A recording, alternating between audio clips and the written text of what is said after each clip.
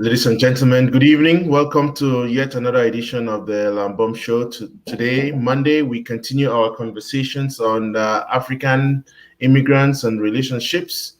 We are proceeding on the trajectory we have taken over the last couple of months, handling different aspects of relationship.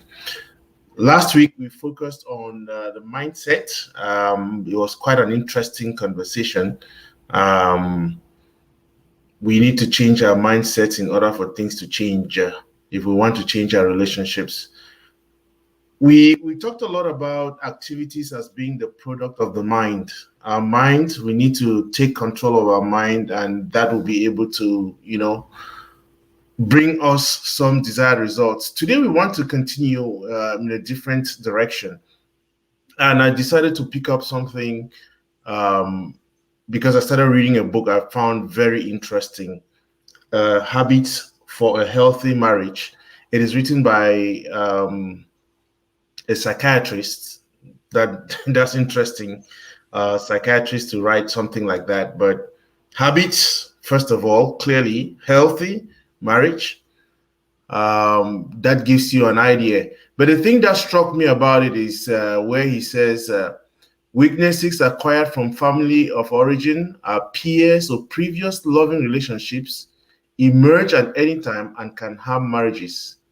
In fact, he goes on to say that 70% of adult psychological disorders are extension of juvenile disorders. So it's like we grow up with all these disorders. We don't take care of them. Their hurts, their pains.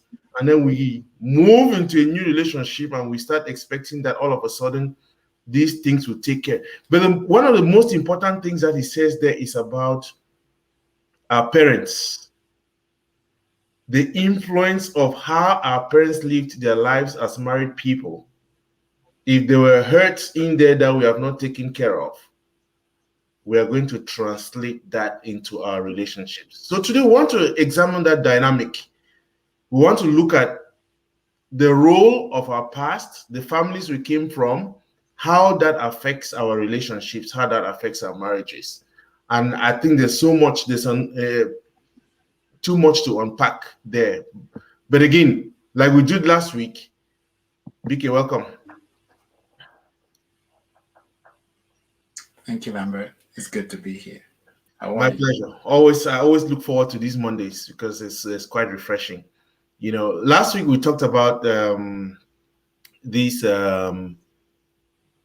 mindset, and I know there was a debate back and forth. People went back and forth talking about one size fits all or one size. We cannot be too generic about these things, isn't it? There was Emmanuel came and talked about it. Divine Chamukong talked about it, and a couple of things. And I don't know. Again, it is presumed within these conversations that we are not thinking that there's a magic wand, kind of put it that way, isn't it? There are principles, and each situation is going to be different depending on how you take the principles and run with or apply them. Just as we're going to enter the conversation today about the role of our past, especially in relation to our parents, how they lived their lives and how that impacted us and whether we are taking care of those things and moved into relationships. But I want to give you the opportunity to maybe say a word or two about that so that we can move on. Okay, so it's like you said, Lambert. It's really by and large about context. Can I just check that you can hear me all perfectly? Right? So it's all about context. When we say one cap fits all, actually, if they said one size fits all, then they are correct. Because at the back of my mind, what I was thinking about is one cap fits all. See, because when you take a cap, for instance, it is the same cap, but it has got a strap on, which means you can adjust that strap to fit the way you want it to. Let's move that on and look at nourishment. So we all need water to live, but I'm sure you would agree with me that when we are thirsty, or depending on how old or how young we all do not consume the same volume or the same amount of water. Each person is going to need a certain amount. But the important thing is everyone is getting water. You adjust subject to your needs. So you will drink as much as you need, subject to how dehydrated you are. I just said to use something which is tangible so we can understand. But then when we move away from that, then we want to look at the concept, the principles that actually define us. Love, patience. So it doesn't matter what we're dealing with, it doesn't matter what situation we are in. The first question I'm going to ask is, what does that evoke within you? At what point is it way too much, much more than you can take, much more than you can handle? At what point do you tip over the edge? Do you get to when do you get to a point where you can't take it anymore and you start getting impatient? That is the test. That is the point at which you have to start growing, or you make it my problem. So notice we're dealing with the same concepts. Your ability to love past your threshold, past your acceptance threshold, past that point where you start feeling vulnerable and you start slipping into that place of insecurity, which we have talked about a whole lot. When your vulnerability becomes an insecurity, that is the biting point at which we start seeing the other side of ourselves, the dark side. And these are the cues that, so when we say one cup, or let's even say one size fits all, it is all about these principles, these concepts of who we are. Because if we accept that every last one of us represents love and light, when we're coming from a place of love, obviously we're being ourselves. When we're coming from a place of fear, we're being something else. We are surviving. And this is going to connect very well into the topic that we are embracing this evening, which is what I love about what we do. Because I did not envisage it was going to connect like it just did. And I like us to actually start with a prayer, Lambert. I know this is not something that we do. If it's okay with you, I really like for us to start today with a prayer. Is that okay? If we could not start with a prayer, then we could not do anything. I believe, let's get with it. That's an Absolutely. inspiration. Yeah.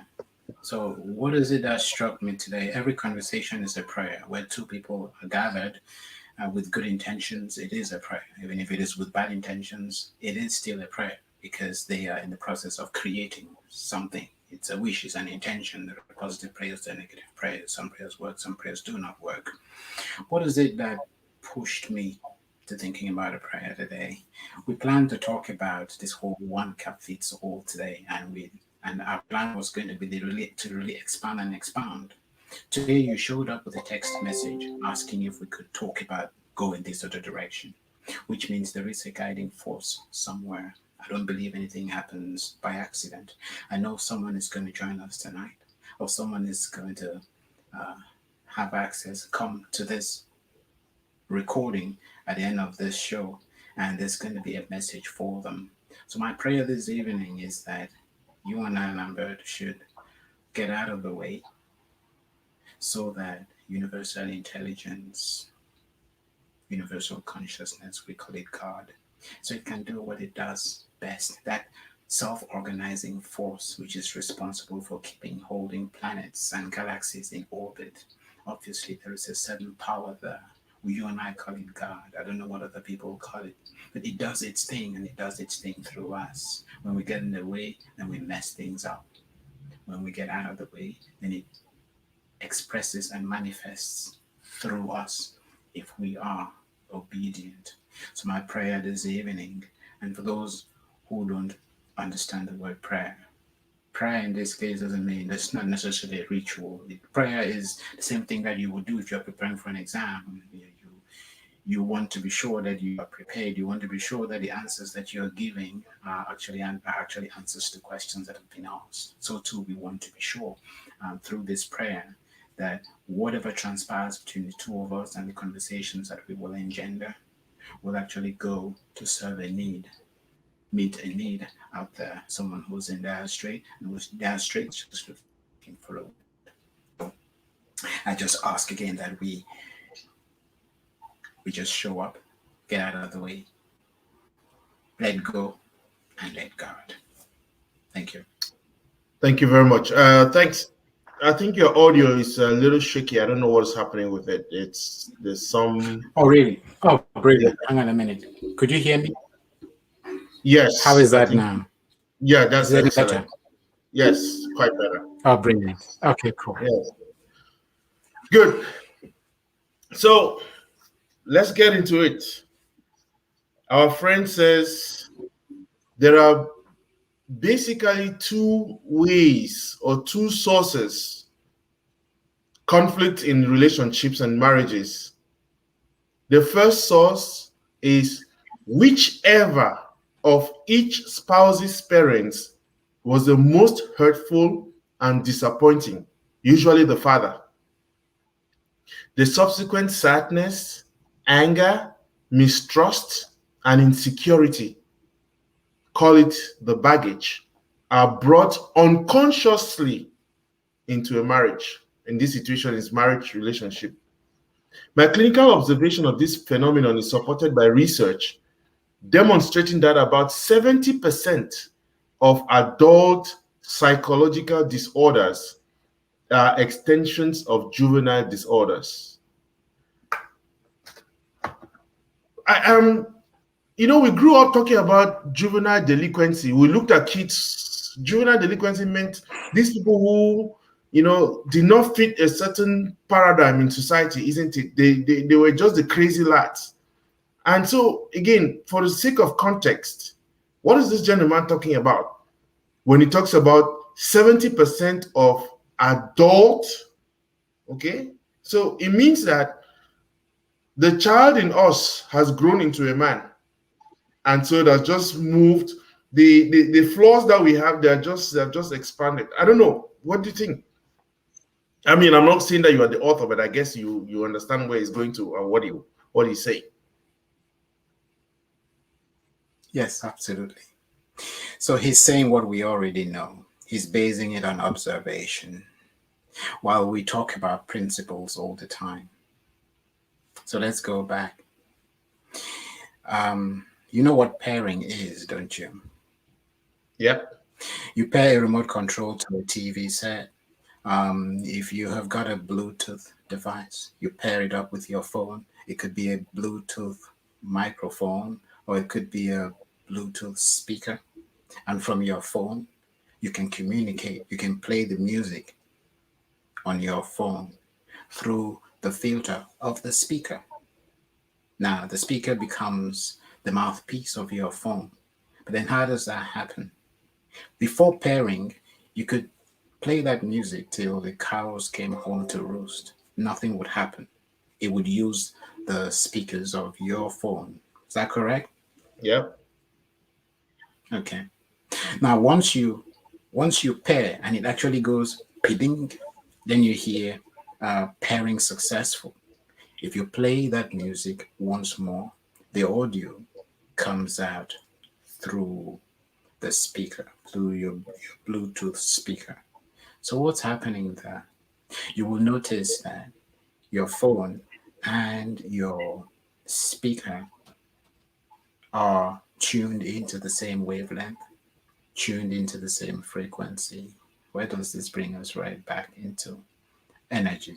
When you talk about energy, doesn't matter whether it is particle or it is waveform, in between there is a field, a space for processing field, which is what gets converted into your particle, which is matter, or the wave in physics. So what is happening here? Once you get this pairing, these two are aligned with each other, they are aligned with one another, and they speak the same language. They've been configured in a certain way, they've been wired in a certain way. This, when you translate this, so when you translate this into the home, it is the same conditioning that happens. So we talk about conditioned reflexes. We talk about a reflex reaction, for instance. You don't need to learn to take your hand or to take your hand off a hot object if you accidentally were to get burnt. You don't even think about it; it just happens automatically. So there's a reflex that has been conditioned in you, allows you to survive in that particular situation. It's pretty much the same thing. Now, there is coding and conditioning that we are born with.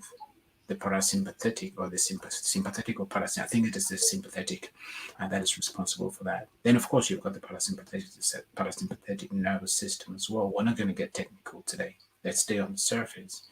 But then you would realize that there is this conditioning that happens. So there's nature and there is nurture. Nature is what we are by and large born with, what we bring as part of the package that we are, as part of our inheritance. Then there is what we get to learn, which is an adaptation to our environment. This whole thing that we call experience, the meaning we give to it. So when we're exposed to our parents, they throw stimuli at us, which we have to adjust and adapt to. Parents may not always understand how the slightest friction between the two of them creates a frequency that reverberates, it ripples across, and the kids have to process that energy. When they process that energy, they adapt to it. So they are configured and they tune in. So eventually that freezes as memory, and they get to see the world, the wider world, through the filter of what's happening at home. So whatever conditioning they get at home, that is the way they see the world. And talking about conditioning, we have different states. When you're driving a car, if you've got a shift stick, even if it's automatic, you typically would have 5 or 6 gears. So you shift into different gears. For us humans, we have, by and large, I'd say 3 gears. It could be more. Obviously, I'm just saying this. I'm making it really simplistic for the purposes of this conversation, so it can be followed. What's our very first gear? Our first gear is survival. So you've got survival on one extreme, and you've got thriving on the other extreme. Thriving absolutely occurs when we are motivated, when we're inspired, when we are able and capable. We thrive. We don't see challenges per se. We don't even see problems. We see opportunities. Then, of course, there is complacency, where we really, we're not particularly bothered. And within that threshold of complacency, there is that state of abandonment, where we give up. That's another gear. Let's call it neutral. But then the other extreme would be what? Survival. That's where we see problems. So we switch into survival mode when we are dealing with what we perceive as a problem. And obviously, in that state and frame of mind, who we are goes out the window, because we're dealing with a state of fear. We're in a state of fear, and whatever state we are in, we adopt as our identity. We're depending on what we know and what we believe in. Based on what we believe in and what we know, that is what will actually determine how we behave. And we will tend to react. Why? Because we're trying to control the environment. We're controlling the environment because we want to move away from what we have defined as pain. You mentioned juvenile delinquency. How does this tag on? How does it tag in?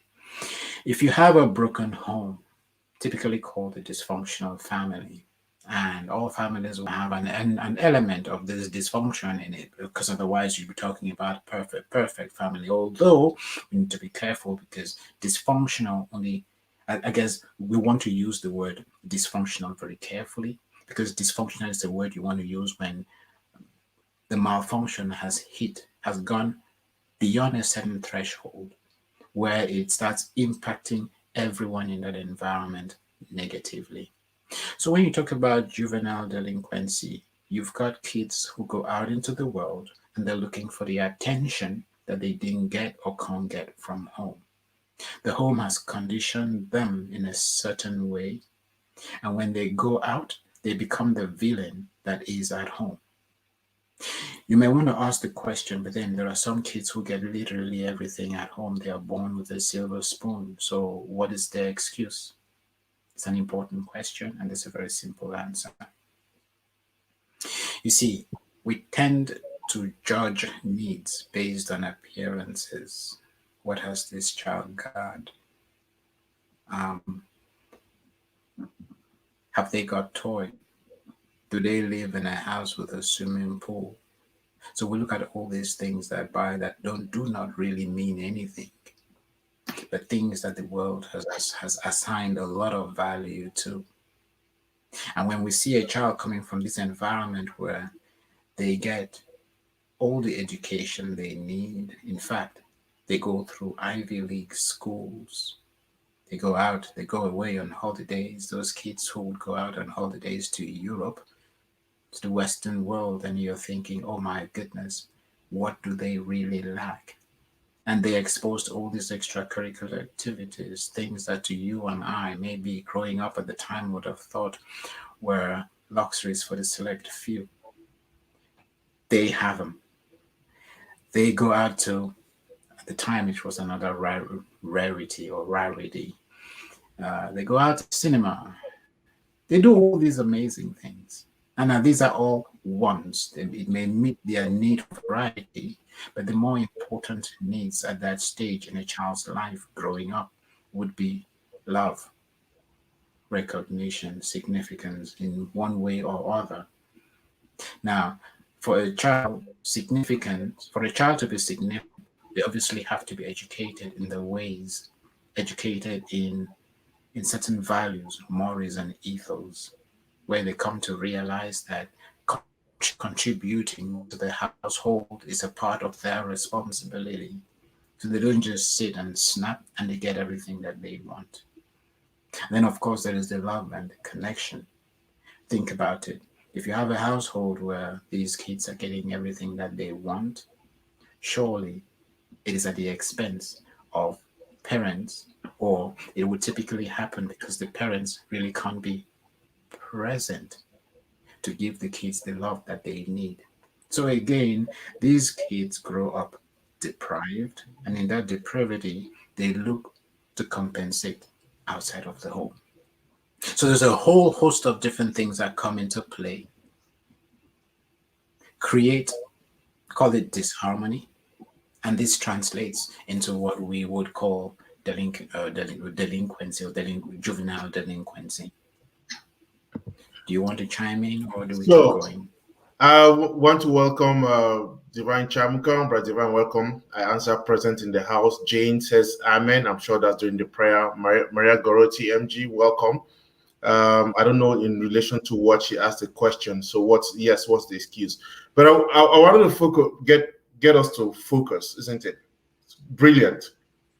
Nature, nurture. We come in with, call it some gifts. What we experience at home, that's the nurture. The author is saying what we experience, if we are not able to take care of that, especially if there are things that hurt us, the pains that we go through in our families, those things, the nurturing, we take with us into our other relationships unconsciously. And these things, then become a source of conflict in the relation. And I think you just explained Yes. here, going through all that survival mode, thriving mode, and all that. Great. Are we saying that children of divorced parents, problematic homes, and all that cannot survive in a relationship? Definitely and absolutely not. So it brings us to this whole question of purpose. Why are we here? Now think about this young man growing up. He's about 12, 13, no, he's about 15, getting on 16. And at that point, I mean, so you've got this kid who grows up in a very happy home, has pretty much by and large everything that they need, and they come of age. And at that particular point in time, their parents start going through some form of turbulence. It will always happen. You see, because When everything is going good and everything is going great, it's always easy to adapt. It's like they say, everyone and anyone can celebrate when the going is good. Not everyone can show up and rise above the constraints of their shortcomings or their feelings. Not everyone can rise above their feelings, especially if those feelings are negative, get in touch with their higher self, and then descend onto a problem from that place or headspace where there is no problem, and then still bring healing to a situation. Not everyone can do that. And typically, we are going to be pushed in life because that is what life is really all about. Life is going to throw curveballs at us to force us to a place where we grow, where we enlighten, where we enlighten and eventually self actualize. That is the purpose of life, to get us to that place so we can discover who we are and so play our own part. And where does this training begin? This training begins at home. So it's actually a blessing when things are not working too well at home sometimes. It begs the question, who then plays what role to be part of the solution? And who decides to be a part of the problem? See, because we all have a choice. Let's come back to this young man who's growing up and he's about 16 and he realizes that his parents are going through some kind of trauma, misunderstandings. You call them typically life changing circumstances. We all know what they are.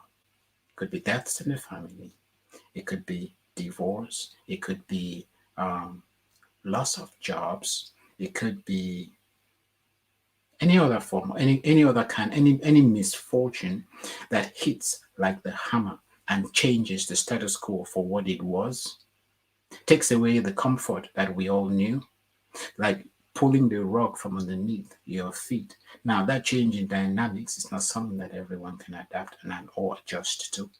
So you've got this young man who's torn between both parents who are going through these challenges. And as they go through these challenges, they do their very best to find themselves. They do their best to shield their kids. But then again, to this young man, what is the decision? What are the options at hand? This young man can actually be a part of the solution, as in realizing that both parents are struggling and they may actually pander to their own weaknesses because they so need. See, because when parents can't get what they want off each other, they tend to lean on their kids for that support that they needed. It's not something that they do deliberately. It is something that they do unconsciously and or subconsciously because we all have these needs that compete for our attention. So it will almost invariably and inevitably happen within every household. Now, within that household dynamic, again, all the kids will have different abilities, capabilities, gifts, strengths, and talents, and they decide how to put these to use. So you have a young man who then goes and decides to tackle this issue head on. I call it ruthless objectivity, helping their dad grow and helping their mother grow, and being caught in the middle, stuck in a situation where both parties think or accuse the young man of supporting the other party. And they're all doing it in good faith because these are amazing people, these are lovely people. Now, it takes, I'm not particularly sure what it takes. So I don't know whether to say kudos to this young man or to say they had a misfortune. But then, what is a misfortune in the grand scheme of things? If you go through a situation like that, where you've got two people you really love and care about, two amazing people who have come to a place and a stage in life where they misunderstand each other, where they are models of the world, the way they see the world, what they expect of each other appears to be in conflict because each person wants to stay in their comfort zone. And we all know what a comfort zone is. A comfort zone is that place where everything is predictable, We're meeting our need for certainty. We want to be sure that we're going to be safe, secure, and comfortable. And each person wants to stay in that zone because the uncertainties at that particular point in time in life are not welcome. You're not young, you're not getting any younger, you're getting older. And there are all these questions that you're asking yourself. Things you didn't used to bother a whole lot about, you start bothering about. They become important. They occupy the limelight. They take center stage. They are in the spotlight, and you have to cope and deal with all these things. Now, to be able to see that and realize that your role in a situation such as that is to shine light, is to shine light where there's darkness, not be judgmental, hold each person accountable, and stay responsible for everything that you say or do. You make mistakes of your own and you adjust for desired outcome, always making sure that you're moving things forward. So, I know I've said a whole lot in this, but I was describing a situation, and that is a situation I found myself in. Do I turn around and say I was unfortunate? No, that's what made me who I am today. It brought out from within me something that I carried on the inside. So, if I had not been exposed to it back then, guess what? I may never have known that this was something that I could actually do. And to me, it was natural because I didn't have to work hard to figure out what to do and how to do it.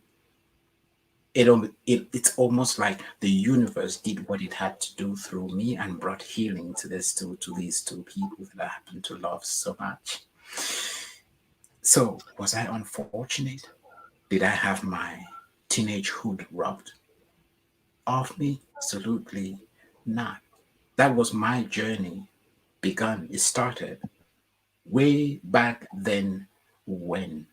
And I was making a contribution that I did not even realize I was making until much later today, until now, 4 or 5, well, I'd say about 10, maybe 7 years back.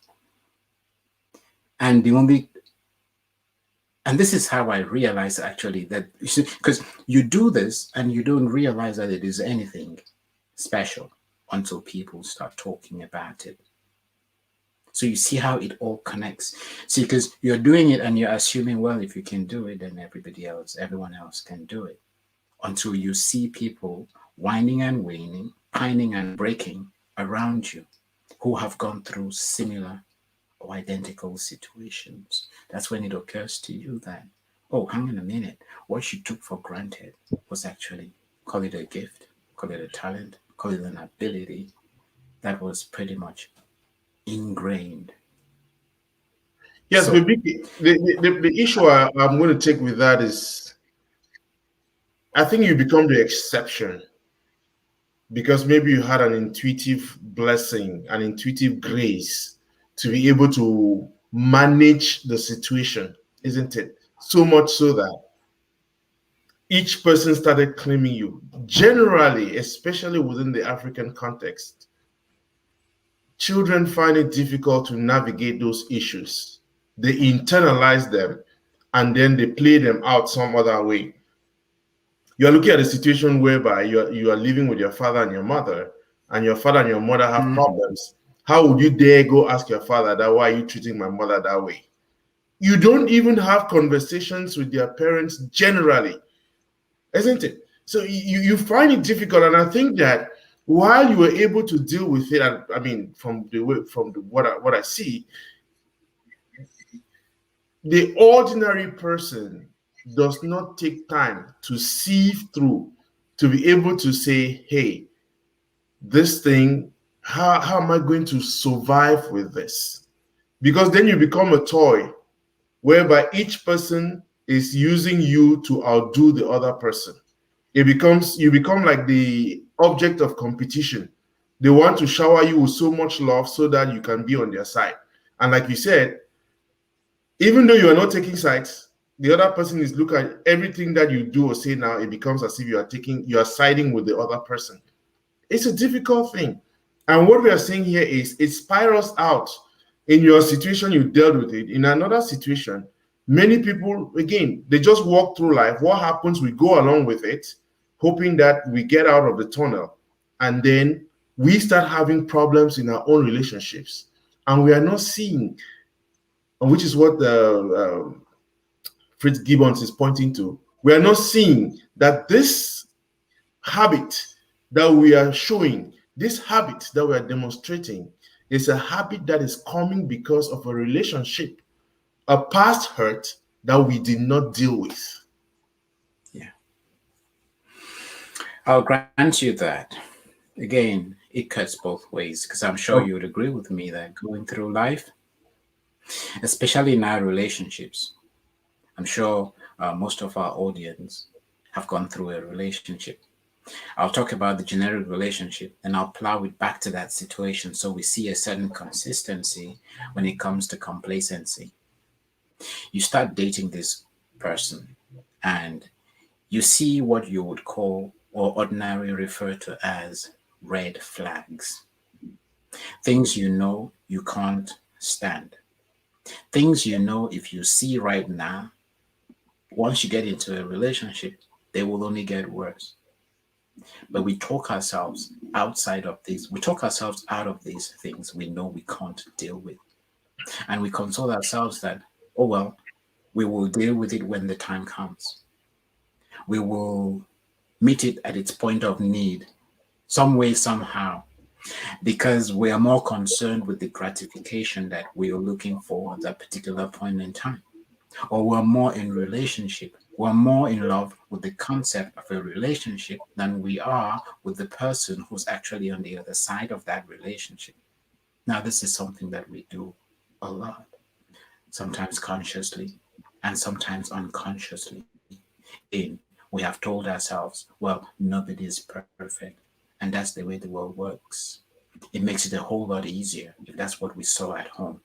See, because based on the configuration that we had at home, the setting that we took from home, it'll be easier for us to recognize, embrace, and accept a dynamic that we see in someone we can down the line, but it is a pain we have seen on a daily basis. And there is some certainty that we can deal with it because we coped with it our entire lives. We may have coped with it negatively, and we don't realize the ramifications and the repercussions downstream if we continue to cope with this thing. Because back home, like you said, and you identified and articulated it so well, you put a handle on it so well, I can't even shake it. The root was so solid, the foundation was so great. You don't really interact and or engage with your parents on a personal level like that.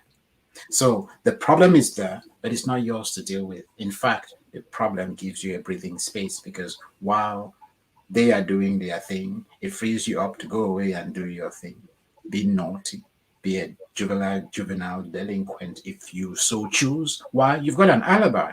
Everybody knows that, oh, well, you're going through this thing and you need an outlet. And some people actually make an excuse for you. Oh, poor child, oh, poor girl, oh, poor boy, and all of that. So these things go to accentuate and exacerbate the problem. They make a bad situation. So even if you had a particular gift and or a talent in you, what would you do with it? Would you be the first to say, hey, I can help here? No. You want to keep that as far as possible because it's a way your only excuse to do all those crazy, silly things we all want to do as teenagers. They call it crise d'adolescence. As I'm sure where when our own hormones start playing out, we would look for every opportunity to exercise them, to gratify, to give them what they want, to meet them as well at their point of need, get crazy because we are self-searching, we're finding ourselves. So you notice that we're steeped in this environment that we don't have to deal with. It's at arm's length, so it's not really affecting us. We can feel the warmth, but we don't feel the heat, so to speak. Now, when you move out of there and you recognize this particular scenario and the person you're engaging with, you think you can handle. You forget that when you get into a relationship, you're in the pot this time. You're not on the fringes. You're right in the pot. Right in that pot of boiling water, and you have to navigate waters you have never had to navigate. So guess what? When things become tough, you make whatever it is you don't recognize that other person's problem. See, because all of us, well, yeah, but back then, and this is all subconscious. Back then, I didn't see any of this, and I could cope with all of this. So if something is different, it can only be you. You can be the problem because otherwise I should be able to cope with everything that I'm seeing. This is how I grew up. So I know this game, I know this play, I know how it works. So if you're throwing something in the mix that is not something that I saw, then clearly you are the problem. And until you fix them, we can't get along. Because I've gotten used to this thing. I've gotten used to coasting in this area. I know how to survive in this particular space. And you can do whatever it is you're doing as long as you don't disturb this particular area. It doesn't help that I've gotten stuck in my ways and I see life in a certain way. I've defined myself as something. And that is the next problem that we all have. Once we define ourselves as something, we lose ourselves to whatever it is we have defined ourselves as. I'll say that again. Once we define ourselves as something, no matter what that thing is, we lose ourselves, our true identity, to that thing that we just defined ourselves as. And that is how we lose our identity all the time. We forget that we are nothing, absolutely. And in place of nothingness, absolute humility, that we can show up as just about anything. And I don't say this, it's not just a philosophy or a way of talking. Because people usually, when I talk this way, I get this thing thrown at me that okay, oh well, let's leave philosophy to the side. But we forget that every single person has got a philosophy. Your view of the world is your philosophy. That is what is going to engender, empower your actions. It's going to determine what you do, what you do not do. It will determine when you move, when you stop, when you take a couple of steps back, and when you sprint. It is all based on a certain philosophy because each person will navigate these waters differently. And when it's uncharted territory, again, each person has got a way that they go about it, and no two people will go about it in the same way. You want to chime in? Go ahead. Right. So again, a couple of things that you said there which are important for the audience. Marilyn, welcome. I see your question. I'll get to it, even though it's a little bit dicey. But again, I love the fact you said most of us are in love with the concept of a relationship than being in a relationship itself, isn't it? And then, given the particular thing that we are addressing, you find a situation like that, you want to exploit it because it's giving you a reason, it gives you an excuse. People now look at your behavior and are able to say, oh, look at that poor child, and you take advantage of that. Okay. And the other thing that you mentioned, which is quite true, is the fact that, hell is the other person, to use a famous philosopher's words. For most of us, I mean, take it down from the time of the creation of Adam and Eve. Okay. When they asked Adam, it was the woman. When they asked the woman, it was right down. You always that deflection, isn't it? So right there, during creation, we find that human tendency. But I think what we are pointing at is the fact that we need to be able to look back at ourselves, at our own lives, our experiences, how we came to be these persons that we are, because we have nature. But in addition to that nature, there's a form of nurture that we are not taking care of, which is influencing the way we are relating. The energy that we bring is disrupting the synergy because of the nurture, isn't it? We are not able to build up that synergy now because that nurturing part either gave us a reason to excuse ourselves and all that. And now when you face a real scenario, it becomes, no, I was able to deal with the hurts from my parents. I don't want the repeat scenario here. If I'm not able to deal with this, it's because of you. And I think Exactly. we are saying the opposite here today, that let's look at ourselves. What is it in that process of nurturing? We must get into that journey of self-discovery. What is it in my background? What is it in my family? And again, I've not read the whole book, but you can see him. He gives an example of anger. You look at somebody who snaps at every little thing. You want to go back and see what is happening. Where am I coming from with this anger? And I want to push it one step further, BK, to say that it is a big challenge to be able to look at yourself and look at the influence of your family, because we all have that rosy image of our families, isn't it? My friend tells me, what kind of woman do you want to get married to? I want to get married to a woman who's like my mother. I'm like, come on now. Why would you want to get married to a woman who's like your mother? You get married to a woman who's always reminding you about her dad, isn't it? That becomes an issue. But so what do you think about that?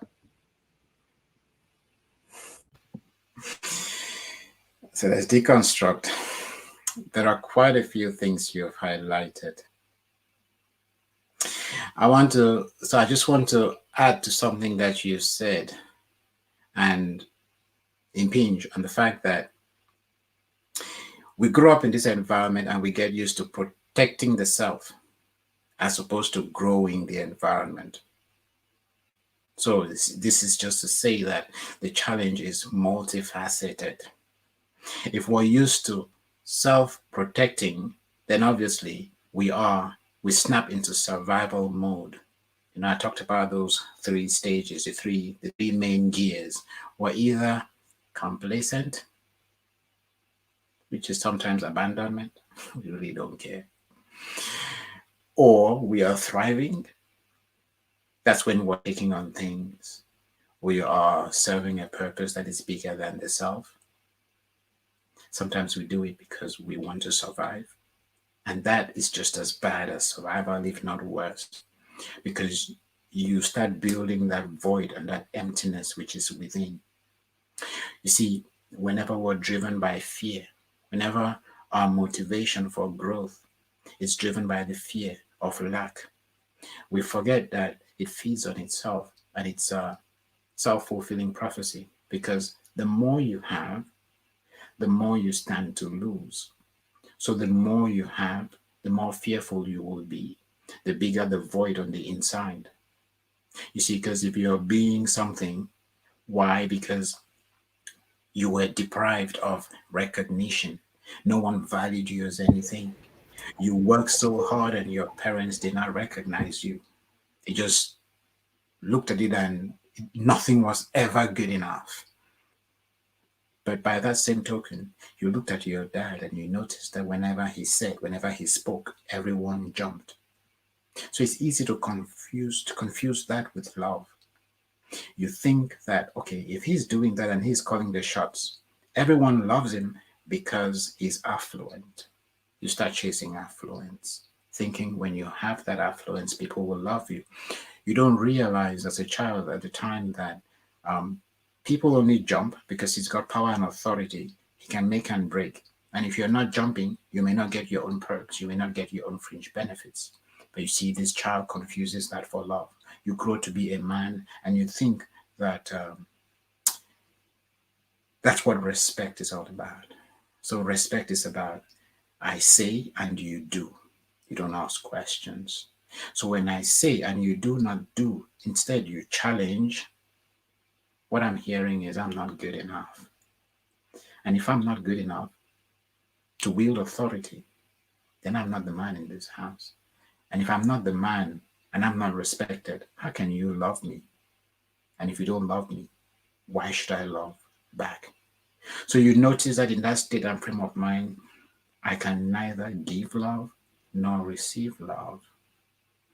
And that is the conundrum. So you see how that feeds on itself. Now, I was going to connect that to the actual question which you asked, which I have totally forgotten. So play it back again. Just bring back the main question, please, Lambert. So I don't know which one you call the main question. The thing we were going back and forth was about how the past, the hurts of the past, when they are unaddressed, we take them into our relationships and become a source of conflict. They become a source. Mm-hmm. That is where, I mean, if we don't address them, and I mean, you explain that brilliantly. I mean, I'm saying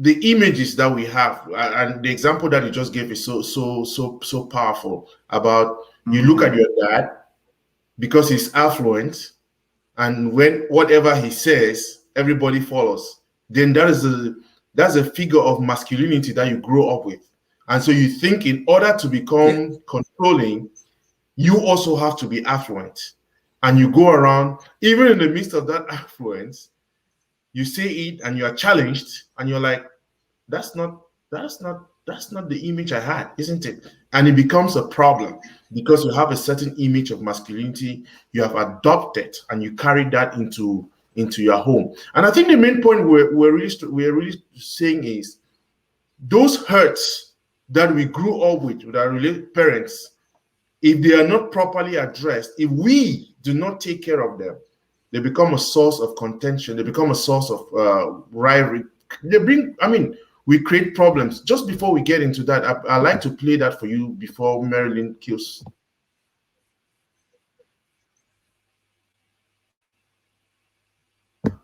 So, greetings, Lambert and Coach BK. I was having a conversation with an older lady this weekend, and she said something that, despite myself, I had to agree with.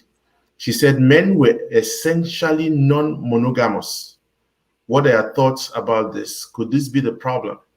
Are we following a Western system that is totally incompatible with African men? Thanks for the question, Marilyn. So let us deal with, if you just bring it up for a second. So men are essentially non-monogamous. I always like to pick things apart. Okay, what are our thoughts about this? Could this be the problem? Are we following a Western system that is totally incompatible with African men? Is it just an African issue? Because when we say men are non-monogamous, what are we talking about? Are we really saying you can get it off the screen, Lambert? You can get it off the screen. I really want us to deconstruct this, Marilyn. You see, words mean absolutely nothing until we give them meaning. In this case, what we're using monogamous to ring-fence the conversation around promiscuity, around man's relationships with woman, man's cravings for woman, lust, love, and that willingness, that attractiveness, the attraction between a man and a woman. So you would realize that we're right back to respect, we're right back to discipline. These are the wider terms, right? Mm-hmm. We're back to self-control. The man who is an alcoholic, who indulges in substance abuse, is equally frivolous. He is equally, what's the word? Irresponsible. Is equally, yeah. And I want to use. It's almost like he is flirting with alcohol. That is substance abuse. That is lack of discipline. So it is that same lack of discipline that finds expression in different ways. We all have the option to drink and abuse alcohol. Not all of us do it. We all have the option to abuse women. Not all of us do it. If you were to stop, you could argue that many do. You could even say most do. You may even want to say all do. Does it make it normal? Just because that is what has been the mainstream? Absolutely not. All we're saying is we are indisciplined. Because when you stop to think about the effects it has on other people, then that should be reason enough for you to control yourself.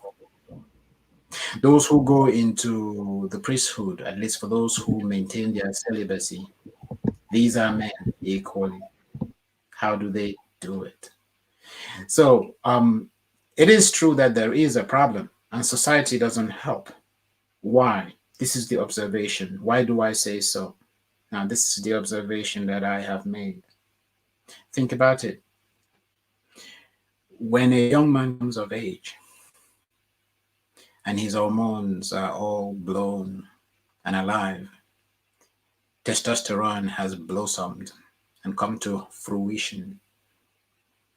he can appreciate the opposite sex.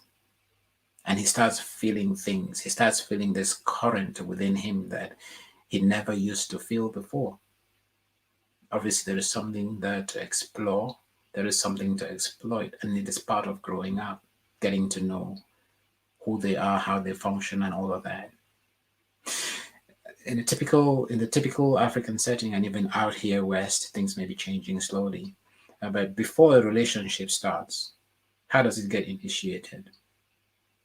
The young man falls in love or sees someone he's attracted to. He goes out there, he lays his case, the whole courtship thing, courtship dance starts, and then a relationship may or may not ensue. What's the point I'm making here? It doesn't matter how many relationships this young man has in the course of his life. I'm sure you would agree with me that each time there needs to be another relationship, that sequel has to repeat itself, that sequence of events. Then there's a breakup, then there's recovery. The young man needs to go out on the prowl again. So we all know that what you do consistently eventually becomes habit. And when it has become habit, it actually adopts a role and it has a certain value in your life. It's very easy for that to become depravity. I'm a strong man because I've slept with this number of women. Or I'm a strong man because I'm not afraid of talking to that young lady. Or by the way, I talked to her and I conquered her. And oh, by the way, the other two were fighting over me. So you notice it starts taking a certain, starts having meaning. We associate and attribute a certain value to it. And that value of strongness starts releasing endorphins.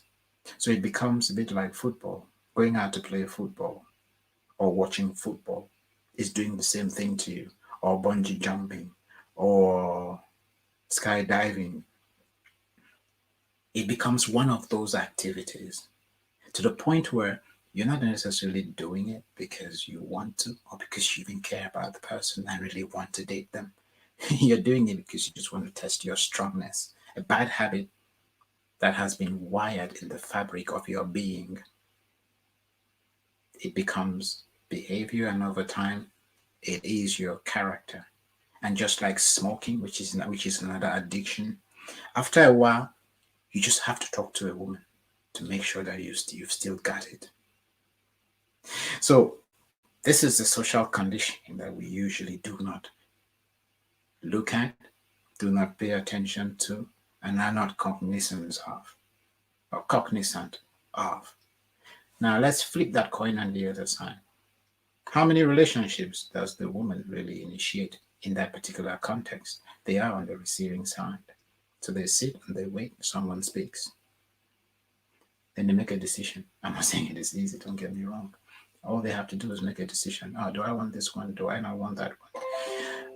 And so it becomes harder and harder for a woman to be frivolous, even if she feels it within her. And over time, they don't even feel it. Again, women are now nurturing, which means the woman's priority really is building a home over time. As a child, you're growing. What do you get as a girl? You get dolls. You get all these things, the ballerina, and so on and so forth. So that nurturing ability and capability is nursed from childhood. And all she wants really is to connect with things. She's connecting with her dolls. She's having all these conversations with that doll. And I listen to my daughter every day. She's taking care of them, cuddling them, pacifying them. It's a whole conversation. And I'm like, oh, wow, who's that? What happened to my daughter? The nurturing, the mother that is in her. And you see that really blossom. So they take that into their marital homes with them, obviously. And she's looking for that harmony. She's looking to connect, build a home, have that environment, because that's what she's been practicing the whole time. Whereas, what do you get as a boy, as a young man? You get a gun. You have to go out there and shoot stuff, shoot other guys, or a sword. So you're always conquering, this whole conquest thing. It's the way society is wired. And no, Marilyn, it's not. I don't think it's, well, it is true that we have it in Africa a whole lot. because polygamy is something that is not shielded. It is something that is out in the open. Here, out west, people just cheat. And you see it all day long. Recently, during COVID, we had a few scandals in the UK. Highly placed officials who were actually propagating and pushing and putting out the laws of the whole appeal that we should social distance. But then you had these same people engage in extramarital affairs. Now, it happens. It's just as rampant out here. It's just they've got laws that discriminate against polygamy, whereas in Africa, which is pretty much what we're talking about, when you say men are non-monogamous, it's a human quality. It is not necessarily an African problem. I'm sure you would agree with me that when it comes to relationships, an orgasm is the highest form of release and satiation and gratification that someone can feel naturally. So if you've experienced that once, twice, three times, four times, and worse still, if the person you are with doesn't give you that, and it is something you've experienced before, it makes it even harder for that person. And I'm not making excuses here, but it becomes a more difficult journey for that person to overcome that challenge, which is why you would have the sacred texts saying, it's better to be celibate before you get married. That way, the one experience you have is the best experience you have, and you don't get to compare it with anything else. So I don't know if that answers the question, Marilyn, but that was the best I could do. And I just want to say that you realize, take Marilyn's diction there. She says non-monogamous. Okay. So again, it's a complex question when you use those words, because there are many people who have side chicks all left, right, and center. But that's not where she's going to. She's very deliberate with her choice of words there. So she says it is a non-monogamous. That means committed, isn't it? But again, that goes back, it fits into what we are talking about here. Because if it's something that people have observed, something that people have lived through, they want to, and I always like it the way you put it, BK, in terms of us men, we always want to conquer, isn't it? That is why you have to go around and make as if, again, what we are seeing here is the last part that you just ended with. How are we nurturing at home? How, with this concept of a man always willing to conquer, how does that help a woman to be able to manage her man? That's a topic for a different day. Today, we are basically just saying, have we looked at ourselves? Have we examined how our past is influencing us? And I just wanted to say something that I learned right back in the seminary days. That is something that a professor taught me, that our past is like a museum. If you have been to any museum, you are only allowed to look. You are never allowed to touch anything in a museum, because the things are so fragile. They're so fragile that when you touch them, you break them. And when you break anything in a museum, you are imprisoned, isn't it? You go to jail for breaking some very serious thing. And so our past is supposed to be that way. We do not let that past imprison us. When we go in and start touching the things of our past lives, they imprison us. But we can go into that museum, look at it, so that it can help us to be able to manage, to be able to thrive, to be able to, be just not surviving, but to be able to thrive. And I think this journey for us is for each one of us to look at the self and say so. Am I wrong?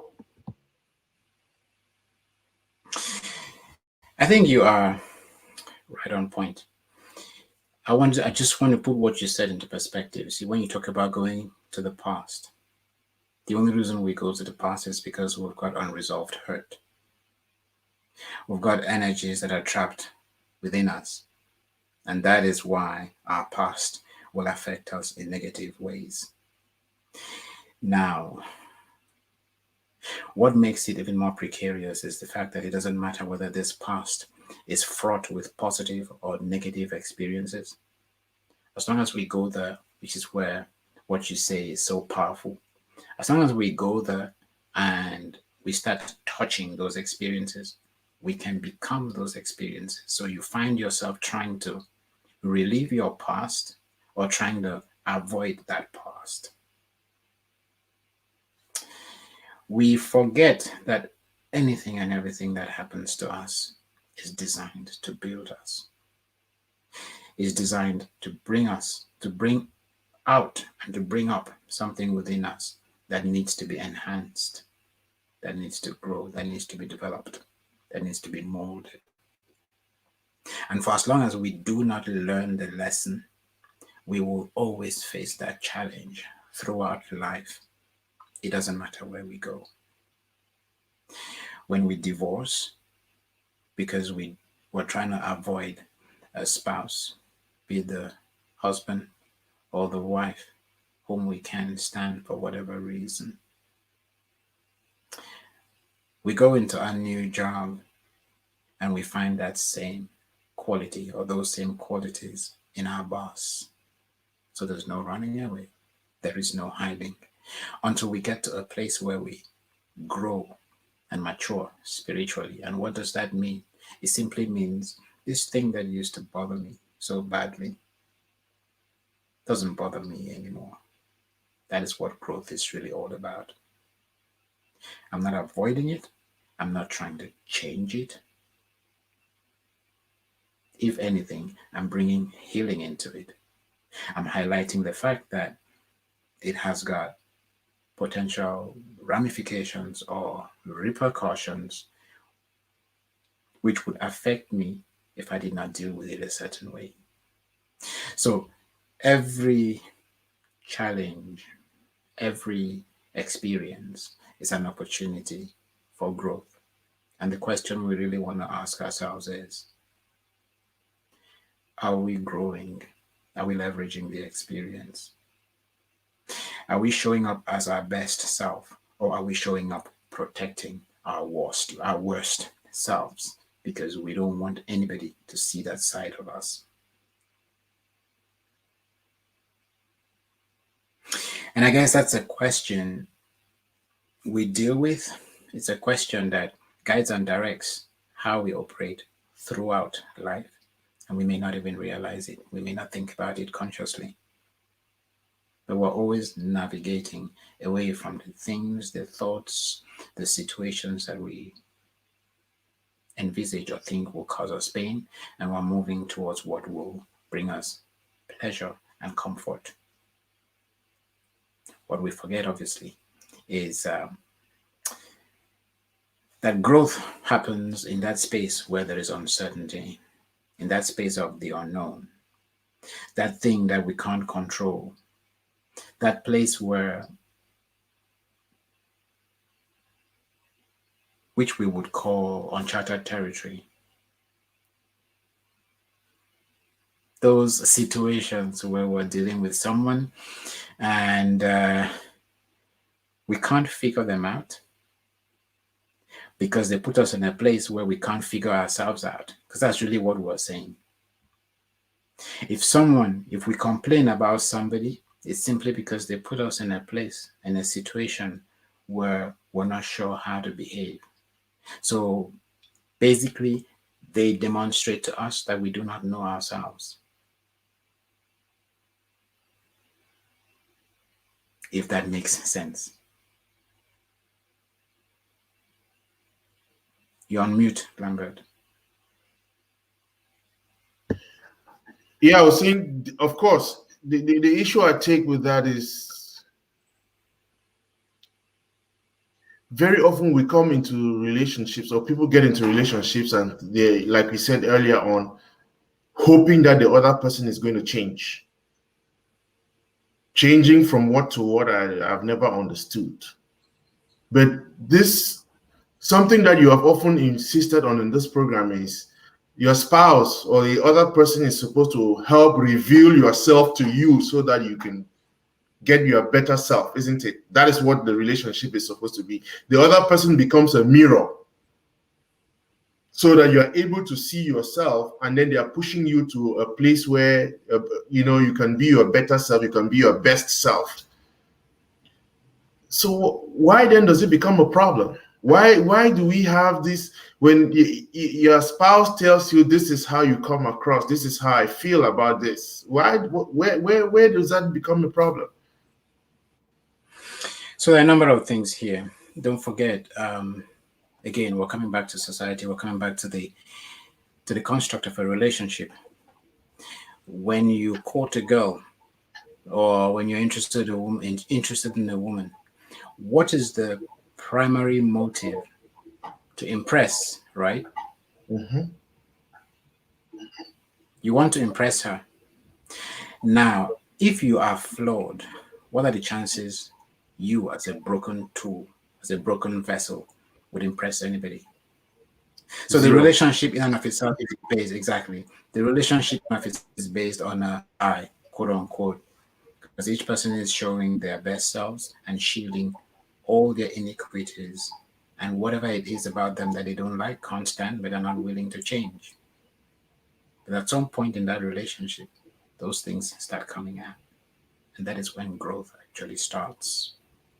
You see, up until the point where you got into this relation, to this partnership, you could dodge, you could duck, you could move away, you could avoid, so to speak. When you came to that point, you could take a break, distance yourself, and protect your shortcomings. You could get them to see the sides of you that you wanted them to see, and you could hide and shield the sides or the parts of you that you did not want anyone to see. Now, it's not until you get to a place of maturity where you realize that your vulnerability is actually your strength, and that is what that union brings to us. That is what the union of matrimony, that's what a partnership brings to us. It gives us a gift of self-discovery. It starts a journey where you look at yourself, where you face yourself, where you find yourself, know yourself. You're given an opportunity to love yourself and to be yourself. See, because self-love is only expressed through our interactions with others. Self-love is not loving me, looking at the mirror and seeing how, telling myself how great I am. Because the best part of me resides in you. If I can connect with the me in you, then I love me. And the only way I'm going to find me is when I start engaging and interacting with you, because you will then bring out the things within me that are good, bad, mediocre, and ugly. And if I shy from that interaction, then I never really get to be the best that I can be. I end up becoming that person who's trying to ride a bicycle by reading the manual. You will read that. You will recite it cover to cover, but until you ride the bicycle, you will not ride the bicycle. Just as you can swim by reading a manual. And when you swim, you're going to have to be vulnerable. All those fears will have to come out. They'll have to be overcome. Whatever it is we do in life, we go through that vulnerable stage. So it begs the question, why is it that when we come into our marital homes or when we are in a relationship, we don't want to go through the process? We avoid the process. So that is the question. We become stubborn. We are stubborn, obviously. We are self-conscious. So this is again where we bring back the whole concept, the whole conversation or narrative around self-awareness and self-consciousness.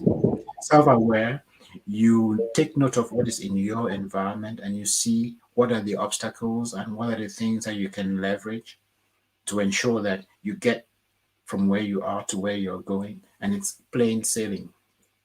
Self-consciousness, you're focusing on the things about you that are not right, the things that will prevent you from getting to the place that you want to go. And when you focus on those things, they become much bigger in your eyes. So you start seeing things not as they are. You see them worse than they are. And then you project these on the other person. The person makes a remark or they make a comment. And what do you hear? You hear the very worst of what you thought of that particular shortcoming or weakness that you carry on the inside. So someone would be making up a totally, perfectly, 100% innocent comment, but you hear what you want to hear because that is what you carry within you. That is the insecurity that you carry within you. And that usually is the beginning of conflict. Sometimes you may say it, at other times you may not say it, but you just hit back when you have an opportunity in a different area. When you see a shortcoming or a weakness of their own, you even the scores. And this is how we usually go astray, get off at a tangent, and make rivals of each other where we were meant to build a partnership. Lambert? I want to put up something. Just let me finish typing. I see what you say, and I want to welcome Demo. Demo, I'm copying this from your page.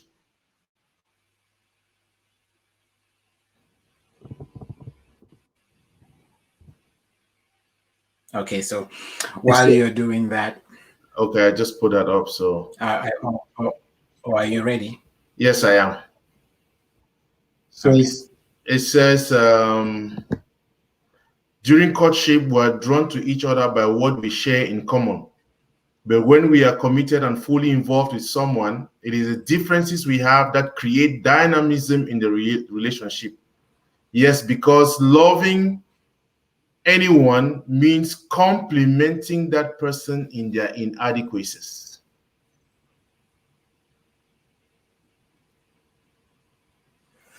So I love the fact about complementarity again, because the danger here is we are looking for ourselves in the other person to love, not loving the person that is in front of us. We want the other person to be like us, which is dangerous, isn't it? When the mirror is meant for me to see myself, not to, I should be able to, but then that mirror is not a mirror that is reflecting just you. That's why complimenting is important. And I think I struggled with this in order for us to talk about compatibility in relationships, whether that's even a concept. But you were about to say something. Yes. No, I was kind of. Who wrote this? Did you say? Whose page did you take this from?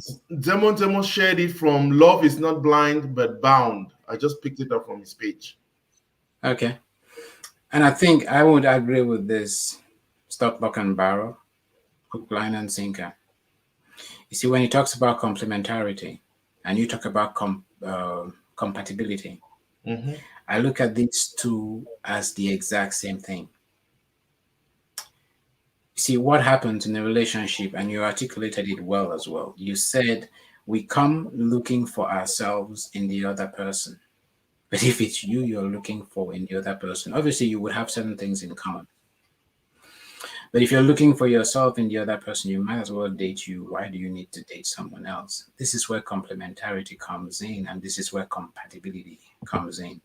And if I'm looking for myself, it means if I see anything that is different from me, I will be afraid of it. What I do not know, my first impulse or reflex is to be afraid of it and to want to change it, to want to turn it into something that I can recognize because it poses as a threat.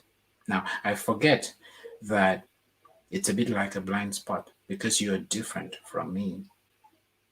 The things that I do not know, my blind spots, you will pick them up like that. And because I can be vulnerable with you, it's a bit like hand in glove, or the right hand and the left hand. They are mirror images of each other. They have the same digits, they have the same markings and everything, but you can't get them to overlap. You can't get them to align. It doesn't matter how hard you try. And they need to be that way in order for them to tie a bundle. So it is the differences between them that gives them the abilities and the capabilities that they have when it comes to building synergies. So we've explained it in physical terms, but it is the exact same thing at that level, at that conceptual term, or at the conceptual level where two people are compatible with each other or with one another. And if they learn to accept their differences, then they will see how these differences translates into abilities and capabilities in, say, projects that they choose to get involved in. And if these two people are in careers, so take a man, take a woman, look at their careers, for instance, and if they are doing what they actually love, you will see how their differences find expression and articulation in their careers. And if these two people were to run a business together, you realize that these two would complement each other so much, the competition would be dead before it ever showed up. But when we live in a world, again, which is about self-aggrandization and personal credit, it's easy to take that from the West or any other place and bring. That's where, again, we need to understand, we need to know why we get into the enterprises that we get into, the friendships that we get into. And it's not easy. I'd say this upfront because this is something I really work on or try. Well, I don't like to use the word. This is something I do in all my relationships. You set these principles and you relate with people through the principles. If they can deal with the principles, cope with the principles, then they will have no problems dealing with you. We've talked about it before, Lambert. I'd just like for us to I'd just like to flash it out again. Because it's always good to test these principles and to test these philosophies with our communities. Because if tomorrow the world can adopt these because they work, then we're all moving in a certain direction and making progress. So there are three simple principles. The first of which is unconditional love. So I will love you the way you are. I'm not looking to change you. I will not judge you in any way, shape, or form. No, you can just be you as you see fit. You can cuss, you can pronounce, you can trans, whatever it is you're doing. Just be. Then we will be able to discuss. So the second one would be that ability to discuss sacred things. So we talk about everything under the sun.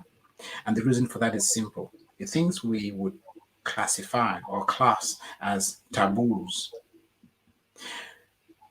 are obviously the things we feel vulnerable talking about. And where do you think our demons would go hide? They would all go hide in that room, in that closet, because they know that they are safe in there. No one is coming in. It's coming in there anytime soon. You will not let them. So if you're my friend, there's nothing we will not be able to talk about. Absolutely nothing. And again, there's a simple principle behind it. If we're friends, then I want to believe that when you're in dire straits, you will reach out. It doesn't matter what time of day or what hour of night. So if you ring fence certain things as no-go areas, what happens when you are in a crisis situation? Who picks up the tab? More.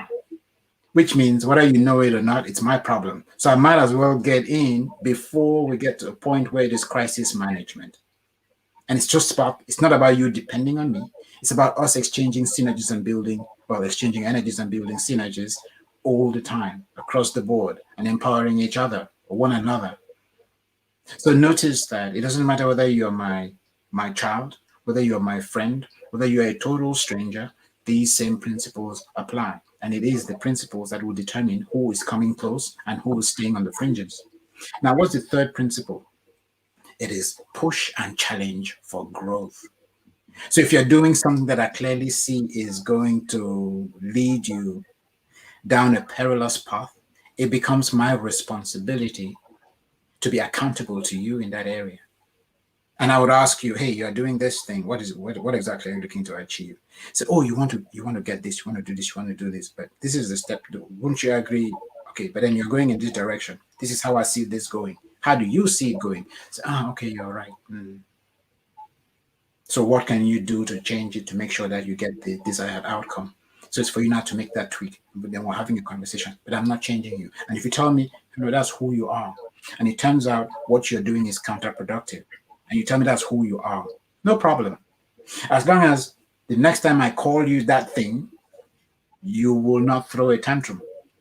Because somebody will tell you, or you point out a weakness in someone, and they say, "Oh no, don't try to change me. That's who I am." Then when you call them by that thing, they get offended. So clearly they're not happy. Clearly they're not happy about that particular thing that they're doing. Otherwise, they will not take offense. Now, I make it my responsibility each time you do it to talk to you about it. I will tell you. If you feel so uncomfortable that you have to move away from me, then I know we can't be friends, because I would expect no different from you. And that is the we grow, and I know that we are sharing values. See, because if our values are different, it means you will bring things into the connection that I'm going to have to deal with, because I don't know where you're putting your hands. The only time I know who you are is when we engage, when we interact, and when we are having an exchange. Outside of that, there's nothing else. There's nothing else. I don't know what you're doing. Same thing as my kids. When we're here, for instance, at home, you do the best to impart certain lessons, bring the child in the ways of the Lord, and they will not depart from it. So I feel very free and very comfortable to set them loose to go out into the world and interact with whosoever. They come back, I listen very to what it is they are saying and how they are behaving. If there are any influences that are out there, I make sure I'm their best friend so they can talk to me. And if I see something that is not right, when they say it, I don't shout at them. I don't shut them down. I do the same thing that I do. I say, you said that. What did you mean? Why did you use that word? I'll give you a lovely example. You will love this one. My daughter. I used to hug my daughter. No, full hug, body contact, everything. Yeah? All of a sudden, I'm hugging my daughter and she's hugging me sideways. So it's that consciousness. It's growing, right? Now she's 11. So she's growing. Hormones are doing things in her body. She's got friends. Obviously, they say these crazy things, things they obviously clearly would not say in my presence. So we were talking about boobs the other day, right? And I promise you will love this. Okay, good. I do push-ups every day to tune of 300.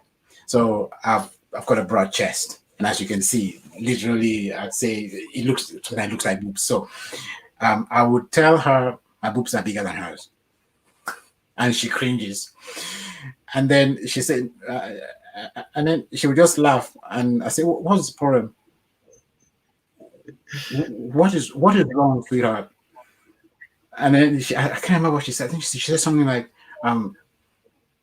well, because it's because you said that. Because I said what? Because you said that word. Yeah, boobs. It's a word, sweetheart. What is wrong with it? It is a word, boobs. Why can't you say boobs? Yeah, but she cringes again.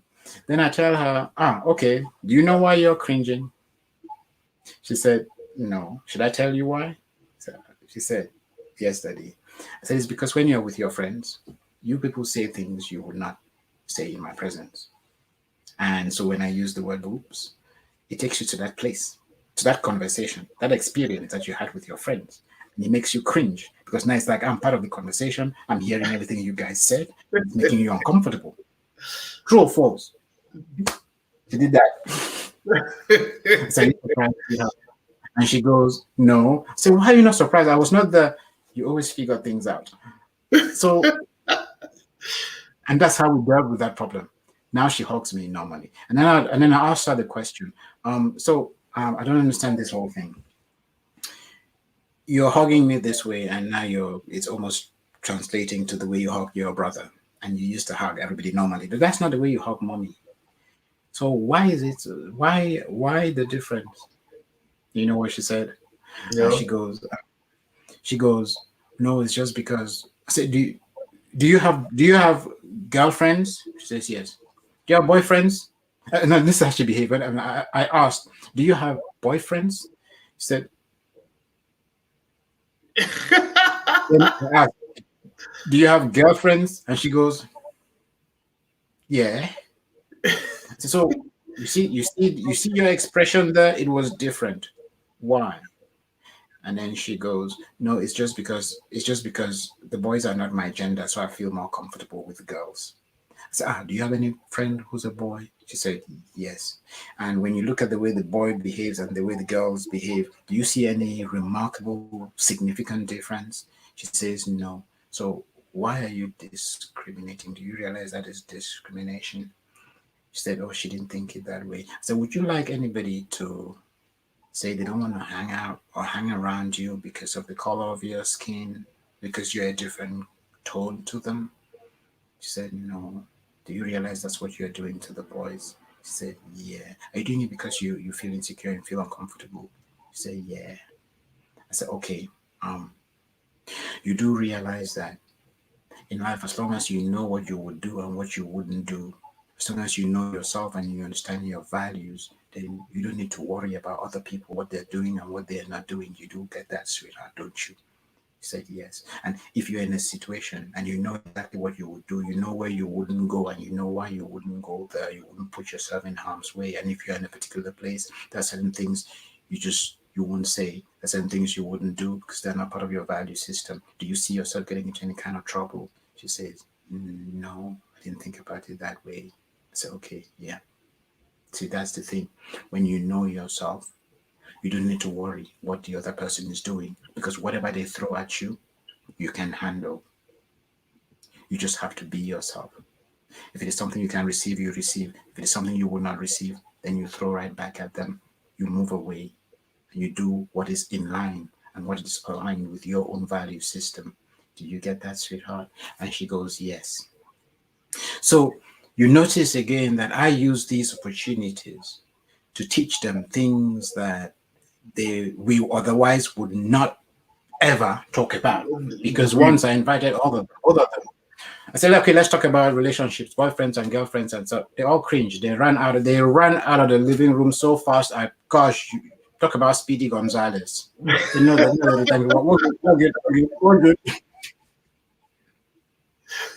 So, but then you have to make it happen, and then they come out of there and they are empowered, one way or other. So I use these which are close to home so that we can take it out of this conceptual talk and this philosophical talk and actually take it to a place where rubber meets the road and see how it actually works and how we can create these bonds, create these relationships, and start undoing some of the hurt that they may carry and not even realize that they carry within them from their own relationships. I think you kind of bring home the point of today's show in a certain sense, because again, the experience with your daughter when she gets married, there's a plus and a minus in a certain sense, isn't it? Because she gets married to a man and she wants the man to be like the father, and the man is coming from a broken side, it becomes an issue, isn't it? But then the good part of it is that she would have learned already these different scenarios of brokenness, of wholeness, of being an integral being, that because she has a dad who is able to have that conversation, she may just be in a good place to be able to direct. That's what so that's again, exactly what should be. Yeah, correct. Like you said, is the conditioning. So that's what she'll be looking for in a man. Because look at most women, and you realize they married their dads. I hope they don't come pouting at you. Yeah. Check even your wife, and you would realize she married her dad. Yeah, because they are constantly quoting, "This is what my dad used to do. This is what I saw this in my dad." They're not. Yeah. And I mean, before I get off, I really think, based on the conversations of today, BK, and like I was saying here, just with relation to this, the question for me is, and which is something that I think we all, like men, should examine, how my relationship with my father How that relationship with my father? How was it? And how is that impacting my relationship with my wife? The relationship Yes. I had with my mother, how was that relationship? Examine it. Like we said before, the danger is that we want to sugarcoat many of these things. There are many things that went wrong and we did not take time to process them. And maybe because we are conscious, subconscious, and unconscious all together, they are maybe buried in the subconscious and now affecting the way we are relating. And we are not paying attention to that to say, this is coming out from that subconscious because of a certain hurt that I encountered in the past with my father, my mother, or whichever. And this is now playing out. Yes. So, again, back to the author. I've got the question. I've got the question. I can run with it if you Okay. want, or probably, but if Yeah, you want yeah. to ask, go right ahead. Yes, go ahead. I'd like to, and it's amazing how things just play out, how things literally work themselves and sort themselves out. Because I'll go back to what we started with, the whole one size or one cap fits all. Mm-hmm. And that's my answer. And what is the cap that fits all here? We come back to our needs. So there's this dichotomy between our needs on the one hand and our wants on the other hand. How do we navigate these waters? Do we understand the difference? When we confuse one with the other and one for the other, that is the recipe for disaster. And this is what we need to be looking at. This is what we need to be looking at very keenly. Let's go back to the standard dynamic of a home, the relationship within a home, how these needs are met. See, because anything is not a need, it's a want. Once a need has been met, anything that is surplus becomes a want. And that want is a nice to have. When we prioritize our wants over our needs, we are literally digging ourselves in. Now, in a relationship dynamic, you've got a father and you've got a mother. Usually, typically, these two people play particular roles in our lives. When we need a cuddle, when we need someone to pat us on the back, when we've hurt ourselves and we need to know that there is love out in the world, we go to mother, we go to mommy, we cry out to mommy, and mommy is there to bail us out, to take care of our needs and all. And obviously, we take mommy for granted. And I'm sure you would agree with me that that tends to be the narrative as well in a Right. marital home between the man and the woman. The woman does everything. The man expects to be mollycoddled, to be mothered and even smothered, and he takes his wife for granted. Doesn't really, we're not really wired, unless we grew up that way, we're not really wired to appreciate our wives because we just assume that is what they're supposed to do. How many times do we say thank you, mommy, or thanks for the food that she cooked if she's the one who cooks? I had to start doing that because I heard my kids doing it. I did not used to do it. They would say thanks for the food, mommy. I joined the chorus. This is not something that came naturally to me because I never saw my dad say thank you for the food. Okay, fair enough. My mom was one of the best cooks on the planet, so to speak. Okay, good. She didn't cook every day because she tended to work, but she always preferred to be the one to cook as well. So we get to learn and we get to borrow. And when I learn something from my kids, I make sure that I know that they have taught me something. It bolsters their confidence and it makes them want to show up even more, which is what we really want. So they can be mature and be confident and comfortable in themselves. So coming back to the main subject, we know that when you want to be cuddled, you go to mommy. But now when you want recognition, when you want a pat on the back for something that you did, something that you achieved, you did well in school, it's typically your dad. So this is where the one cap fits all. Because if you did not get that recognition from your dad, then the chances are you grew up deprived and starved of recognition. That recognition. You did not feel valued. You didn't feel like you were somebody. And it's the worst feeling to go around thinking you're a nobody. So guess what? You didn't get it from your dad. You ask and you demand of it from the world. And the question is, how will that go down? Because you can't control the world. You couldn't control your dad and your household. And that is the tiniest and the smallest part of society or unit of society. Then you come out in the world and you're trying to get what you didn't get from home, from everybody that you interact with at work. And if you are a boss, then woe betide your subordinates, as opposed to a leader who leads by serving. And I'm sure you would agree with me, if you were never really recognized at home, you will never be a servant leader. You will be a boss. Gets worse if they just promoted you because you had that drive to achieve. And you were achieving because you wanted to be recognized, not because you wanted to contribute to anything. You were achieving for you, not for the for a greater cause. So these are the things that you want to look at. This is the scenario that I have described. It will apply to every single person, and it's for you. Yes, you. To take that, fit yourself into that model, and see how and to what extent, which part of, what side of this story applies to you.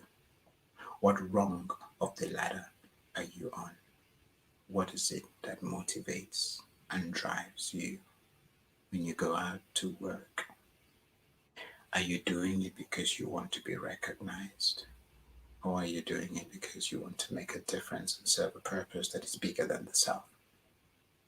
If you're doing it for self-aggrandization, then you're sowing the seeds for, as they say in French, une récolte that will bring you or take you to your own demise. See, because there's no amount of satisfaction that you will get that will be enough. No amount of recognition you get will be enough. The more recognition you get, the more recognition you will want and demand. And you know how unpredictable the world is. One moment, everybody is singing your praise and hailing you and praying, hallelujah. You become the next thing after the Trinity. The next moment, you are an absolute nothing and an absolute nobody, and you have to deal with that low. So if you create that kind of dependency, you're setting yourself up for failure. But if you find yourself in a place where it doesn't matter whether you are succeeding or you're failing, you're not taking credit, you're not taking blame. Your sole purpose in that engagement and or interaction in that environment is to adjust for desired outcome. Now, if that's your mindset, if that's where you're going, tell me, how can you feel? I mean, obviously, you get the odd thank you and the odd, hey, you're amazing and great and all that. But no, you don't depend on it. You see it as validation and encouragement. You don't see it as something that you need in order to function. So we notice there are two principal needs with one underlying need, which is the foundation. We all want certainty that we're going to be okay. This certainty is built off of that need to be safe, to be secure, and to be comfortable. We all need that. And until we've got that, we will be in survival mode.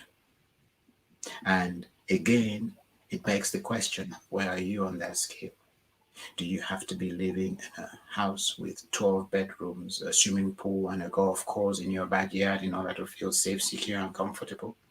See, because you've got some other person who, with absolutely nothing, is safe, secure, and comfortable. Because they know that whatever it is they need, all they have to do is put their minds to it, they will get. So you notice it is the exact same cap. It has got different straps, and all you have to do is look for the strap that applies to you, fit it, and then you grow within the frame of that cap until you can feel it completely in a way that sustains, builds, empowers, elevates, and aggrandizes you again to a place of enlightenment, which is a place and a space from which you can self-actualize and manifest who you are. So two main things. There is love and connection. We go to mommy when we want or need a cuddle. We go to daddy when we want recognition. Sometimes there's a role reversal of sorts, but that is the balance that we need. That is why one person will give one, the other person will give the other. And if you look at any relationship, they always say one person wears the trousers. You would hardly get into a relationship and see a dynamic both people are wearing, both parties are wearing, or spouses are wearing the trousers. The woman can be dominant, so you get that male energy dominant in a woman, and you get a man's female side, the female energy dominant in the man. So there could be a role reversal of sorts where it is the dad who gives the cuddles and it's the mom who gives the recognition. But that is the balance, which is why they'll tell you in a house where there's just one parent, again, it is not lost. Very far from it. Because it's not a question of having a parent or having both parents there.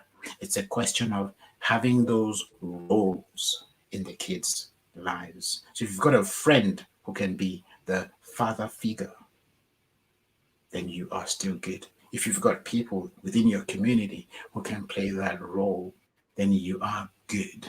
It is not because you don't have a husband or because you've lost your husband that you are doomed. Far from it. That's a great clarification in the end there, because that was going to be my question to you about single parents. That means people who come from single parent homes, are they doomed? But you again, there are father figures in the community, isn't it, that make up for that. It depends on what role they play and all that. But generally, it is the case that those basic needs of survive, no, is it survival, safe, secure, and be comfortable, isn't it? That's what we are looking for. That is what Yeah. we should be striving for, isn't it? Are we thriving in these areas or not? Fundamental. And once we confuse the needs and the wants, we then run into this disaster. The one thing that you just mentioned, which I found fascinating, is the fact of the lessons that you learned from your kids. Because very often we go around thinking that we make the world turn around, huh? We make the world move. But the power of a lesson that you learn from the child and you're able to, I mean, I don't know whether you told them that you had learned the lesson from them, but that you're able to, I okay, always make sure. okay, because that's something great. And I think that um, it is something that, based on the conversations we're having today, we're talking about how the history of our past with our parents influences the way we are living. There's a self-correction there that could go on if we pay attention to the kids. And Dr. Minang just asked a question: what about children who find themselves in the foster system? That is a beautiful question. What about children who find themselves in the foster system? Again, I would like to go back to my kids. Jacob, I always tell this story. I'd like to give an example of someone who was worse than in a foster system. Joyce Meyer. For those of you who don't know Joyce Meyer, just Google her. She is a mover and a shaker, and she is changing the world in ways that you and I put together may not be able to do so in 2, 3 lifetimes, but we will get there. That's the challenge. But Joyce Meyer was raped by her dad multiple times. Her mother was complicit in the whole shenanigan, and in fact, they would line her up to even get raped by her own father's friends. She got so twisted to the point that when her dad stopped raping her, stopped assaulting her, and moved to her younger sister, she felt jealous that, oh, she was not of any use to him anymore. Why is he not giving her the attention? Does it mean she's totally worthless? That is how twisted she was. Now, if a girl can survive that, Jacob, I'm sure you would agree with me that Children are a lot more mature spiritually than we would ever know. This is where I plug in an example that I always give on this platform about about my daughter, where I'm working from home and she creeps into the living room to some stool just by the side of where I was. I could see her through my side view.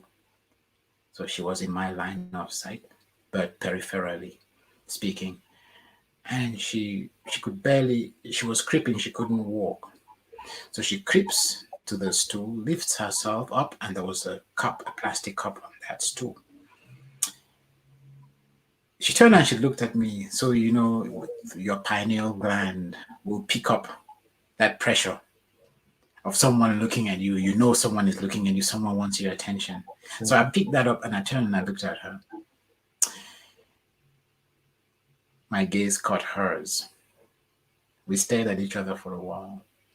Then she looked at the cup. She looked at me again, looked at the cup, looked at me, and with a smirk of a smile, without looking at the cup, she tipped it over and smiled. This is a child who's under 3. No, she was, sorry, what am I saying under 3? She was under 1, struggling to, well, learning how to walk, could barely stand or what. She could muster standing for about 2-3 seconds, then she would fall. And she's doing that. So she didn't see that on TV. She didn't have any friends, so no peer group influence. Her older brother was and is the perfect gentleman. So if you locked both of them in a room and came back, one person was crying, it would be her older brother. She would have taunted him and so this is just to say, kids are mature spirits. We tend to think, oh, they are these vulnerable things that are at the mercy of us, their parents. And I see it the other way around. Kids are there to help us grow. And we have this misconception that without us, they are nothing. Without us, I think they will just quickly be fine. If you took my wife and I away from these kids, they will get by, which was Maya did. But if you were to take them away from us, I don't know. I don't know that I'd say the same thing. Strong as I believe I am, pragmatic as I think I am, where I work not to be attached to my kids because I understand they have a role to play, and being attached to them prevents them from flying the nest, from being the persons and the tools that they are meant to be so they can go out and shape the world.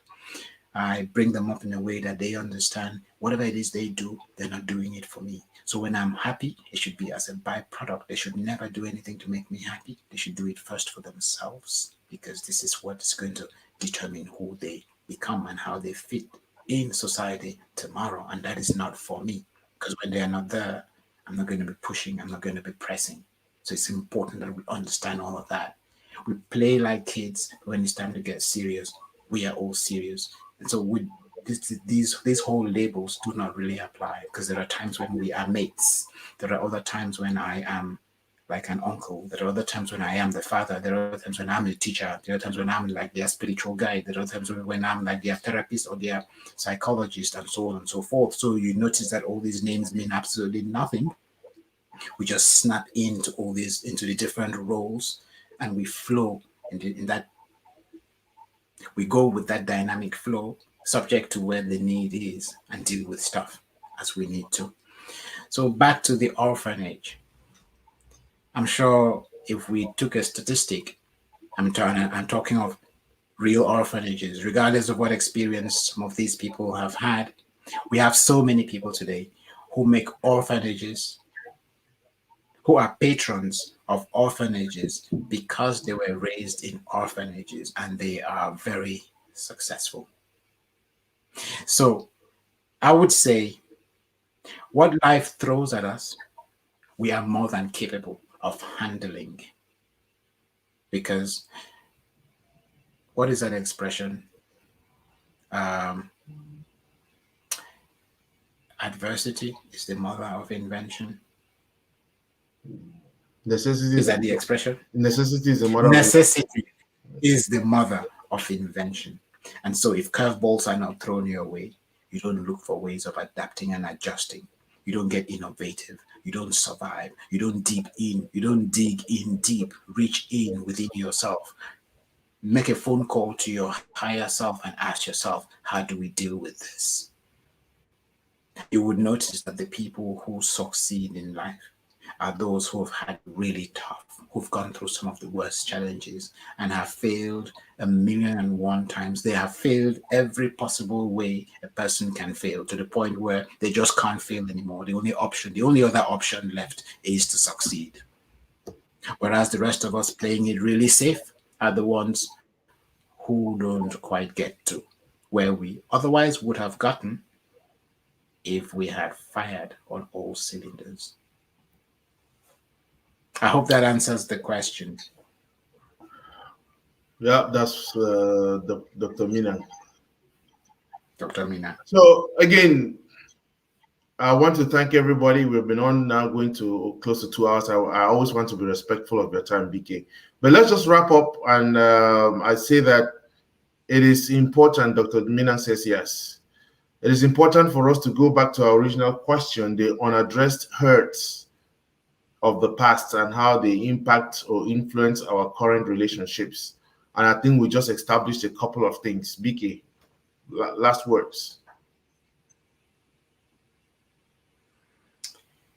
Yes, so we are the product of our upbringing, whether good, ugly, or bad.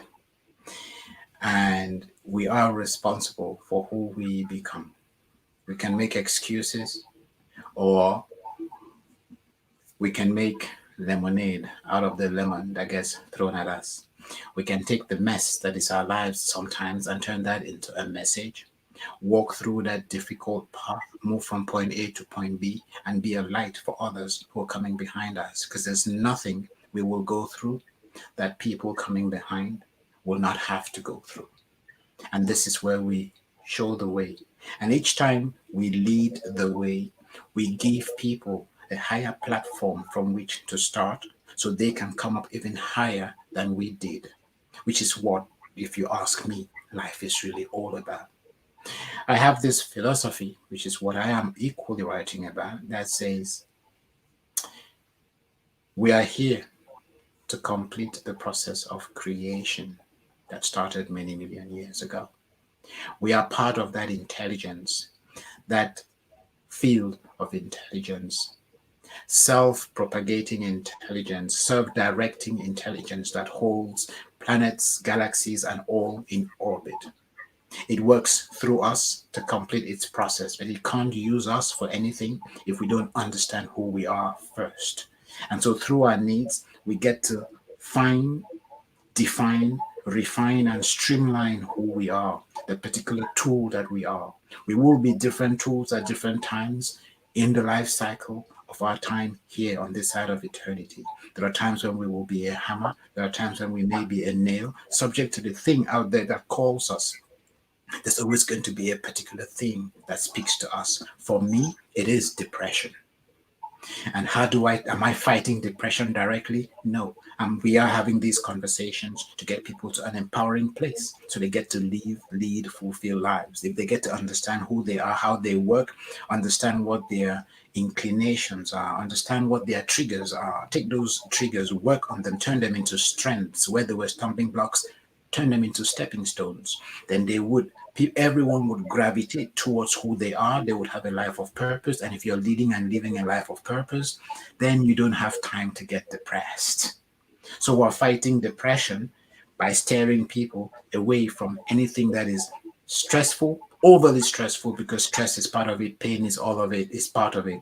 Stress, duress, distress that leads to the frustration that breeds suffering. Because suffering is, I find myself in a situation where, or which I do not like, and I feel like there's nothing I can do about it. That is the onset of depression. Next thing is you cut away from your social circles, your lifeblood. You cut away from all the activities that you used to engage in. which would release endorphins that would normally get you to a place where you could actually kick back or put a spring on your step to then jump to wherever it is you needed to go. You cut away from all those things and you have only your mind to cope with. And this is the place where cognitive dissonance kicks in. You're using your mind to cope and you're creating all these personalities within you to deal with the different things that you describe or conceive of as threat.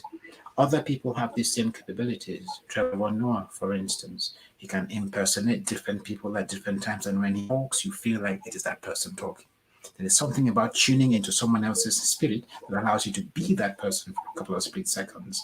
Same thing that happens to someone who's exhibiting what we call multiple personality disorders. This person is creating personalities within them to cope with what it is they can't deal with at a particular point in time.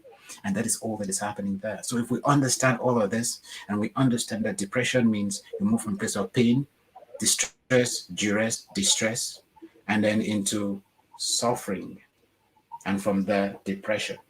I'm talking about lifestyle-induced depression, obviously. If we reverse and take this person outside of that pain situation, then we've dealt with the problem. And if we can do that as a lifestyle where each person helps each other person to understand and to find out who they are, then we slowly deal with that problem, and antidepressants can become a thing of the past.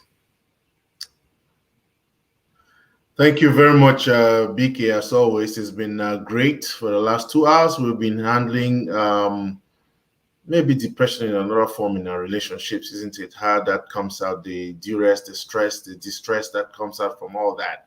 And today we're focusing more on how we can tune into ourselves by looking into our past relationships, looking at the past that we had with our parents and how that impacts our current relationships. The frustrations we had with their dads, the inhibitions we had, the anger, all that built up, and we are not seeing how that is playing out in our relationships. We need to be attuned to ourselves so that we may understand these dynamics and we may be able to bring at least some contribution, bring some little bit of wholeness into our relationships just by looking at those little aspects of our past.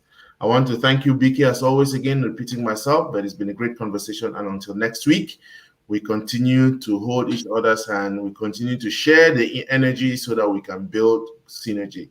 Thank you, James Go. Great point there about adversity being the mother of invention. For Amoris Aqua, thank you. Nice and useful information. Thank you again. And we are on every Monday. Great psychotherapy session there from Jane Shitty. Thank you, Jane, for always being there. Next Monday, same time, same station. See you.